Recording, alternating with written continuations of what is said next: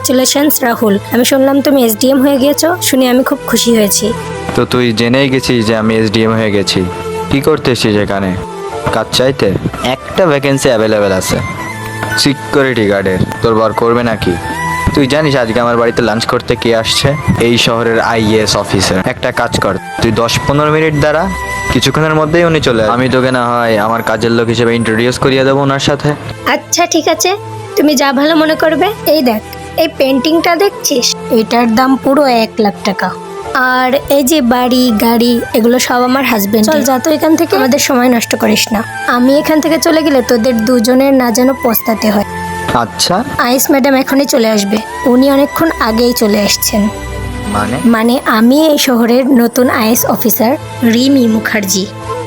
Madam, আপনি আমাদের বাড়ি চলুন না, লাঞ্চ রেডি। আমরা তো আপনার জন্যই ওয়েট করছিলাম। ব্যাস, অনেক হয়ে গেছে। তোমাদের দুইজনের খুব টাকার গরম, তাই না? তোমরা আসলে ঠিক করে জানোই না মানুষের সাথে কিভাবে ব্যবহার করতে হয়। মাত্র কয়েকদিন হলো এসডিএম হয়েছে, তাতেই এত কিছু। আচ্ছা, তুমি তো সৎ থাকতে পারতে, তাহলে হয়তো তোমাকে দেখে আরো কয়েকজন সৎ হতো। আসল বড়লোক তো তারাই হয় যারা সৎভাবে কাজ করে এবং সবাইকে রেসপেক্ট করে। শুধুমাত্র অঢেল টাকা থাকলেই না বড়লোক হওয়া যায় না। তো বন্ধুরা, তোমরাও যদি সৎ এবং ভালো মানুষ হতে চাও তাহলে এখনই ভিডিওটি লাইক করে চ্যানেলটি সাবস্ক্রাইব করে দাও।